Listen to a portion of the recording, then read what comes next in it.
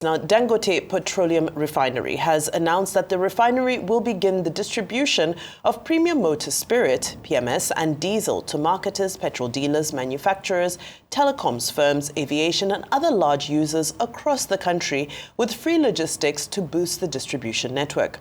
Dangote says it has invested in the procurement of 4,000 brand new compressed natural gas power tankers, and that the refinery is also investing in compressed natural gas stations, commonly referred to as daughter booster stations, supported by a fleet of over 100 CNG tankers across the country to ensure seamless product distribution. With free delivery and potential credit facilities, Dangote's model represents a direct challenge to the traditional logistics-dependent structure of fuel distribution in Nigeria. The question is, can Dangote Refinery meet up with demand across the country, or is it best to still engage the services of traditional supply chains? Well, joining us now to discuss this new move by Dangote Refinery is Gillis-Harry. That's president of the Petroleum Products Retail Outlet Owners Association, PETROAN, alongside Kelvin Emmanuel, energy expert and co-founder of Dairy Hills. Good morning, gentlemen, and welcome to the program. Thank you. Good morning, Vimbai. Thank you so much. It's always a privilege to be here. Okay, wonderful. I'll begin with you, Kelvin Emmanuel. Yesterday was a day of celebration for those who support the Dangote Refinery, as this announcement was seen as revolutionary and welcomed by many quarters. But of course, many have also critiqued it and said that they had already warned that the Dangote Refinery was chasing a monopoly, and this was the encapsulation of the worry, the concern that many in the industry had that Dangote Refinery would now hold an overwhelming monopoly over this sector and therefore would hold many people ransom. Your take on those naysayers who are criticizing this development? Vimbai, very, very good question. And of course, people have a reason to ask these questions. So I'll tell you that the business marketers have been doing in Nigeria is not selling PMS for 5 to 15 naira margins across the country. That's not their real business. The business they've been doing is the arbitrage opportunity they get from bringing in products that doesn't meet up with the sulfur level as stated in the PIA, from the distortion in prices at the depot to the petrol stations, from the bridging allowance claims. For example, I can tell you for a fact that today, NMDPRA, the midstream and downstream regulator, is owing Ipman more than 100 billion naira in bridging claims. Whether those bridging claims are true, it will depend on an external forensic audit. From the fact that not all the products with the shipping documents that shows that products arrived in Nigeria are actually distributed to petrol stations in Nigeria. So you can see truck out, for example, from the depot, but all of the truck out for the data of petrol products that comes out of those depots don't actually go to petrol stations around Nigeria. The business that marketers are doing is the transportation and logistics business and the arbitrage opportunity that comes with the transportation and logistics business. Dangote has come to Nigeria to do what NNPC has failed to do for 25 years. They spent 1.5, I remember over the last 10, 11 months, I've said on this show severally that the Port Harcourt and Warri refineries are not operational. And I've been proven right. That $1.5 billion has approved by FEC. FEC actually approved $2.96 billion on the 12th of August, 2021, right? $1.5 billion was borrowed through crude oil swaps. Nigeria's crude oil was used to pay for that loan.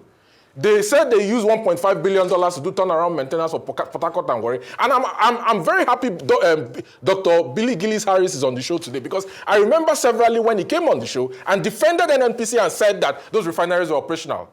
And then when Mele was sacked, the same PETROAN released a statement to say that they don't have record of collecting or people lifting PMS from those refineries, because the refineries were not lifting PMS.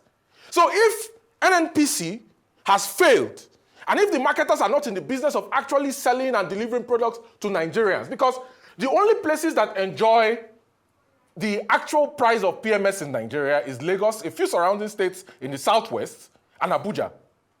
If you go to Nnewi in Anambra State, if you go to Umaya in Abia State, if you go to Yenegua in Bayelsa, if you go to Biu in Borno State, if you go to Jimeta in Adamawa, so they buy petrol at 1,200, 1,300. So sometimes when Dangote sets out a press release and say, oh, we're selling at the gantry at 825 or 830 or 870, these people are asking, how?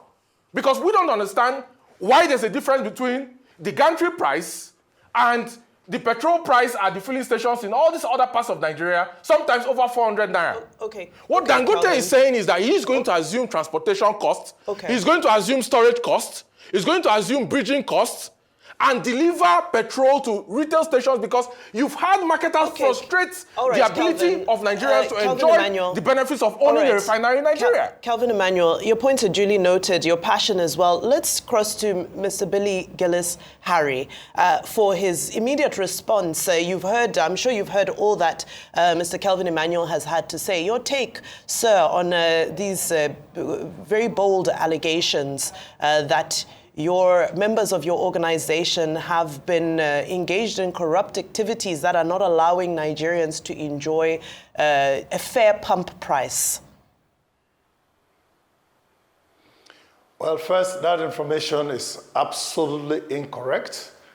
I don't know where Mr. Kelvin gets his data from. I'm more than happy to confront his data with facts, and we can be able to know what exactly is being spoken, whether it's an assumption. There is only one source where we can get facts very straight. It's only from the NNPC database or the NMDPROA database that is in all depots to take a record of what product that has come in and what product that's going out. So emotions, don't count in this matter, because I'm in the business. I know where I wear the shoe, so I know where it pinches. First of all, when we take products from any depot, it goes straight to our retail outlets. I'm talking about PETROAN members. Any station that has the PETROAN logo stamped in the front as an attested and confirmed member means that that station has a retail license from the NMDPROA. And we are very careful to watch. Yes, we cannot say 100% because we are not behind everybody. Even the monkey said that he cannot vouch for his son or daughter on the back. So, but the fact that anybody can just put a broad accusation is completely wrong. So having addressed that, let me go over to what he's saying. The fact that there's corruption in the country and corruption in the industry is not a lie. And I sympathize with us as a country that we need to address some of these issues and make sure that we get them out of our way, because there is actually nothing we are taking. We have heard of Mansa Musa, the wealthiest man in the world from Mali. Today, if you go back to check fiscal assets or properties or whatever, you cannot see any information that should guide you to know that this one time the world's richest man lived in this part of the world. So we just need the little we need to carry on with our life, and then until when we are called home to go. So we should look at our country and live a country that is befitting for our children and our children's children. So to that extent, I agree with him that corruption is in the system and we need to address it. But you see, the critical point you want to address here is the fact of what Dangote Refinery has announced. And PETROAN 100% will give support to Dangote Refinery to be successful in whatever that they need to do. But however, the success of one giant should also be a celebrated success of even Lilliputians. We are the ubiquitous small little boys across the country. And we are doing a good job, an efficient job in distributing petroleum products to all the nooks and crannies. I'm from the Riverine area. I'm a German, so I know what he's talking about, that when you go to our areas, the petroleum product costs are very high and difficult to understand. But he has to understand that there are cost implications in every strata of the way. 1, finance costs, 2, logistic costs, 3, security challenges, 4, time to deliver product from one depot to the other. So to that extent, there is nothing wrong with finding a solution that is going to help the country. But how is this solution going to be applied? Mr. Harry, is the solution going to be applied? No, just 1 second, please. Let me land. Just 1 second, let me land, please. Is that solution going to be a solution for the betterment of Nigeria today and in the future? That should be the question we should answer. Okay. Mr. Harry, Dr. Harry, real quickly. I'm here. With due respect, you were part of those that were saying that NNPC was pushing out products, that you had some members that got products from NNPC. Can you empirically state the NNPC products you got, the liters, millions of liters, the sulfur quality of what you got as when you got it? Because who were those that talked about the fact that they were doing blending plants? And the question I'd like to ask you is, if NNPC claimed that the refinery was working, why were they still importing as of January until we now heard that the Warri refinery was not in good shape? You said you got products. PETROAN, I mean, at some point I said products were coming out of the refineries, the Port Harcourt and the Warri. What million of product, what's the size of the products you got? That's your question, sir. And for you, I would like to ask you, with all of this Dangote is doing, trying to sort out the last mile problem, directly. Let us, let me ask you before I come back to you. You answer my question, sir. A lot of people are also saying, why can't Dangote also do multimodal transport? They are saying, why can't they use sea, rail, and other forms of transport apart from this truck that is going to have an effect on our roads? 1,000 new trucks on our roads is going to lead to a lot of congestion and roads that are not really in great shape. Why can't we have multimodal forms? Use barges through the seas, use rail, use other forms of transportation at this point in time. That's one question I asked for you. So, but I'm coming to you, Mr. Harris, sir. How did you get oil from NNPC refinery? What measure of oil did you get from the refinery? What quality of petrol did you get from this refinery? Give us the facts. And are you still getting from NNPC refinery as of today? Are you still getting petrol from their NNPC refinery and depot and gantry? Okay, let me clearly state this, and I do not want to be misquoted because I will give my answers with very strong facts. 1, PETROAN, yes, is one of the greatest supporters of the Nigerian internal in-country refining campaign. And we did that with all good intention as a patriotic organization to support the government and the industry leaders, especially NNPC, to encourage them to complete that rehabilitation and revamping process. And we did visit several times. And each time we visited, I have videos. I have videos of our visits, videos of our activities that have never been published. And we can bring those videos out at any time. So we have facts. We were not supporting NNPC doing the refinery, that working just blind. In my association, we have very senior officers in the industry, in the private and the public industry, that are part of the leadership of PETROAN. And therefore, we are very well informed.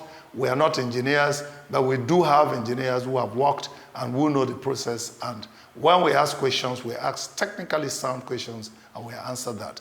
And almost all of those are on videos. And I can share that with you. For the products that were lifting in NNPC, especially in Port Harcourt Refinery, most of them were DPK and AGO. PMS was lifted by NNPC to NNPC trucks to NNPC stations.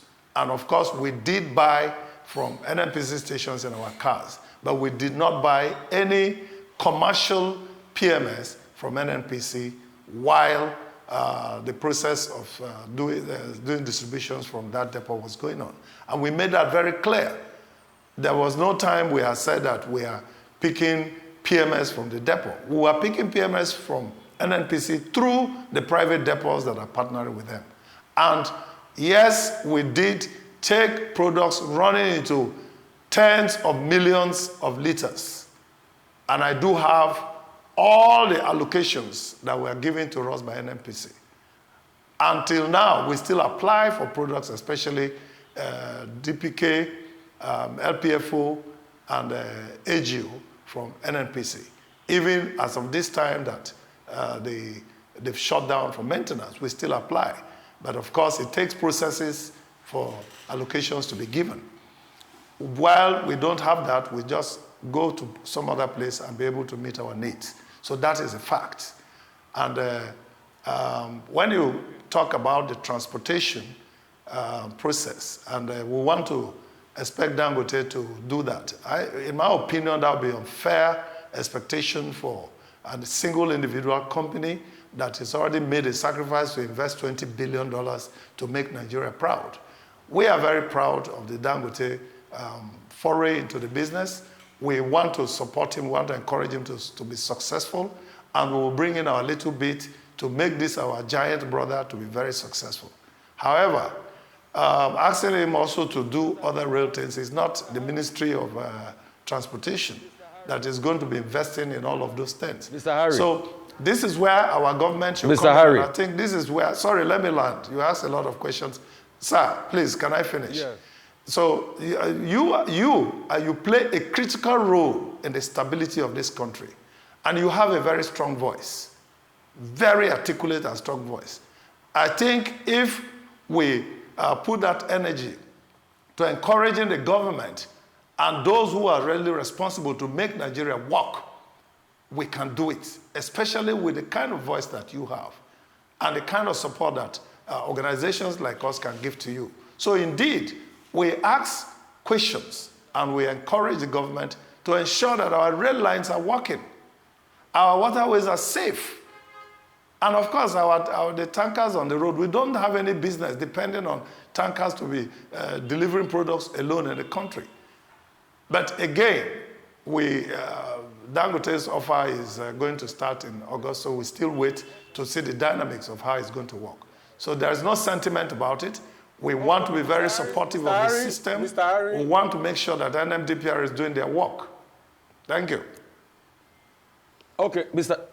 Harry. Mr. Harry, let me just set this up. So you'll be able to confirm to us that you did take PMS from NNPC. That's a confirmation. Please, I want you to answer this question. 1.5 billion US dollars that was paid for by Nigeria's crude has been lost. And this is what I've always said. A modular refinery can get you automotive turbine kerosene, ATK. It can get you AGO. It can get you LPFO. It cannot get you PMS. Because when you crack crude oil into naphtha, a modular refinery lacks what they call a catalytic converter or a reforming unit to be able to, crack that naphtha into higher distillates. Yes. Right? That's why we say so blending. It means that in the intervening period, NNPC imported 41.3% of 4.8 billion liters of PMS within 6 months. And the PMS that PETROAN was lifting from NNPC was part of the PMS that they imported and deceived Nigerians that they were refining in Port Harcourt and Warri. Despite the fact that they wasted $1.5 billion and the EFCC is not doing anything about it. It's important that you've confirmed, and it's important that we clarify this. It's very important. So if you have Dangote that has come and has invested $20 billion, and you have marketers who are trying to frustrate Dangote from solving the problem of Nigerians, and let me say this, when you have variation of price for PMS around Nigeria, Lagos is selling at 865, Abuja is selling at 875 or 880 or 890. Ogun State is selling at maybe 880.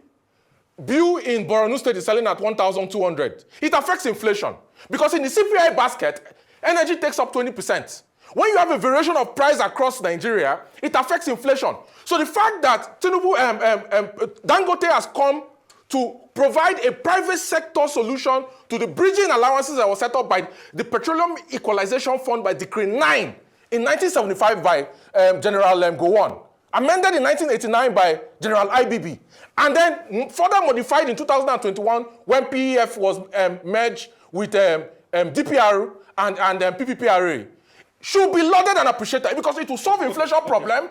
It will also guarantee supply, and it will take petrol to the last mile, which is the station owners. Kevin, the reaction now is they are also saying, people like PETROAN are also saying that they want part of this pie. And that's why I asked that. It can't just be trucks alone, 1,000 trucks on our roads. That's mayhem. Can't you give them some concessions through badges? I'm sure some of their members, people like Mr. Harry, the member will have badges. If there's rail, can't we park through rail? Now, Mr. Harry has confirmed that they did collect PMS from NNPC, which is news to my ears. Because we said this thing that time.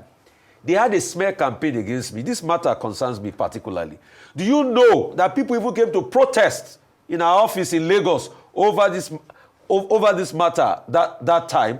So that's why we are asking, how can they be part of the pie here by you decentralizing and making it multimodal? Rufai, Dangote is not a regulator. Dangote does not determine what happens with policy for the downstream sector in oil and he's only a player and he's doing his job. Okay? Railway is in the exclusive legislative list. It's not in the concurrent list. Dangote doesn't have control over railways. The government is the government's responsibility. What about badges on the waters? There are currently badges that move products from Lagos to Calabar as we speak. Right? But you see, the problem with badges is that even when the badges get to the ports, you have to discharge it into depot. Okay. The depots are not owned by Dangote. All right. You have 22 retail storage distribution centers in Nigeria that was set up. Okay. So the immediate quick solution that he has identified to get the petrol and boycott all the bottlenecks and threats that he's been getting from stakeholders to frustrate the ability of him to supply at a reasonable price across board in Nigeria is to provide CNG trucks to the last mile. Thank you. All right, let's give a moment to Mr. Billy Gillis-Harry. Now, many things are being said, the supply chain, but I think the biggest issue for Nigerians is the price. Because yesterday, Pegasan came out and said they don't see any good reason why fuel is not selling at an average of about 700 naira per litre at the pump.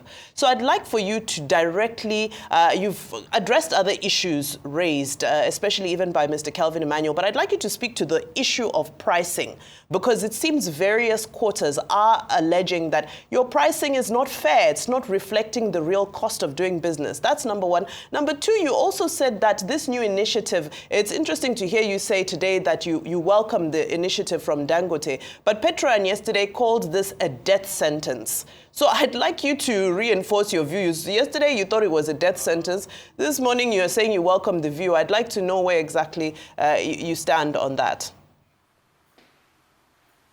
Even in our statements, written and oral, we have always supported the successful ventures of Dangote. And the reason why we do that is because we are proud. We are proud Nigerians. We are very proud Africans. And what Dangote has done gives us a shoulder to rise, to be able to say, yes, we also belong to the Committee of Nations in industrial growth. So there's no time what Dangote is doing will not be what PETROAN will support. But the fact that there are, anticipated difficulties is not in bad place for us as a responsible organization to point out, and that's what we have done.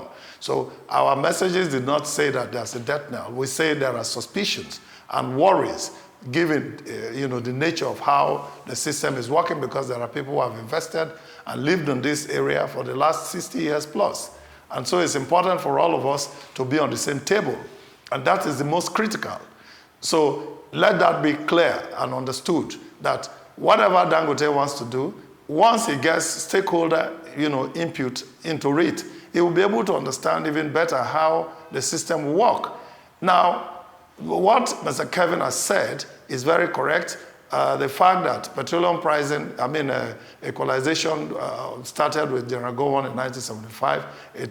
IBB, amended it in 1989 with Decree 32. And of course, now today we are talking about the PIA. Now, clearly, he has also told you that Dangote is not a regulator. So it's good that he knows that. And it's good that the country should know that a single individual company cannot take the place of the regulator. The regulators will and should do their constitutional duty. So, having said that, let us now look at the pricing issue that we have brought about. Even in the PIA that we now depend on, there are provisions, very profuse provisions in the whole of Article 207. In different segments, talk about what pricing should be, how it should be, what it should be. So, are we even following that law? The answer today may not be yes, totally from me, because I am very anxious to see those rules apply. That will be what will stabilize the price at any place, at any time.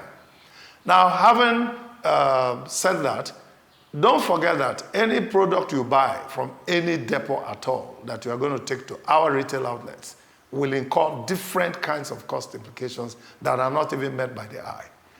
And so when the product gets to the retail outlet, who is going to bear the brunt? It's you, the Nigerians. Us, the Nigerians. All of us. That I have a retail outlet don't mean that I don't buy petrol or diesel from somewhere else. When I'm traveling, I buy from different retail outlets, and it's not free, regardless that I'm the national president. I may be given just opportunity that, if there is a lot of queue, I may be recognized and said, let's give our president this. Okay. But other than that, I'll pay for it exactly as you pay. All right. So we are very anxious that the pricing being bandied by any one of us, whether they are refiners or they are depot owners or they are marketers or they are retail outlets, should reflect what the PIA provides for in Section 207. Okay. So as far as price is concerned, it will always be what we finally land in our station. Okay. And the profit margin that is approved that we can be able to work with. All right. Well, I'm glad that one thing we can all agree on is the fact that the pricing model is currently not really following what the law requires. At least we can all agree on that. Dr. Billy Harris, thank you. Kelvin Emmanuel, thank you for your contributions this morning. A lot of takeaways, a lot to ponder in.